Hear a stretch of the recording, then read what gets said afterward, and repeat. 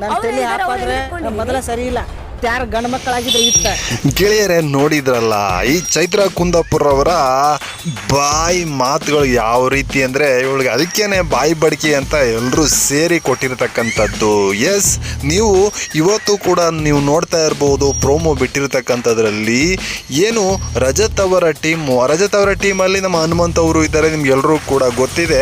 ಈ ಕಡೆ ಚೈತ್ರ ಕುಂದಾಪುರ ಅವರು ಇನ್ನೊಂದು ಟೀಮಲ್ಲಿ ಇದ್ದಾರೆ. ಆದರೆ ಇಲ್ಲಿ ಚೈತ್ರ ಕುಂದಾಪುರ ಅವರ ಏನು ಟೀಮು ತ್ರಿವಿಕ್ರಮ್ ಮತ್ತು ಚೈತ್ರ ಕುಂದಾಪುರ ಅವರ ಟೀಮು ಇಲ್ಲಿ ಮೋಸವನ್ನು ಮಾಡುತ್ತೆ.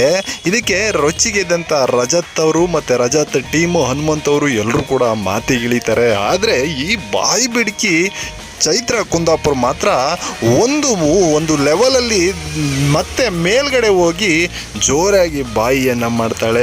ಎಸ್, ಅವಾಗ ನಮ್ಮ ಹನುಮಂತ್ ಅವರು ಏನಾದರೂ ನೀನು ಹೆಣ್ಣಲ್ದೇ ಗಂಡಾಗಿದ್ರೆ ಅದ್ರ ಕತೆ ಬೇರೆ ಇರ್ತೀವಿ ಹಾಗಂತ ನಮ್ಮ ಹನುಮಂತ್ ಅವರು ಚೈತ್ರ ಕುಂದಾಪುರ ಅವರಿಗೆ ವಾರ್ನಿಂಗನ್ನು ಮಾಡಿದ್ದಾರೆ. ಇದನ್ನು ಪರಿಗಣಿಸಿ ಮುಂದೆ ಆದ್ರೂ ಸರಿಯಾಗಿ ನಡ್ಕೊಳ್ತಾರೆ ಅಂತ ನಾವು ಭಾವಿಸೋಣ. ನಿಮ್ಗೇನು ಅನಿಸ್ತಾ ಇದೆ ಕಮೆಂಟ್ ಮಾಡಿ.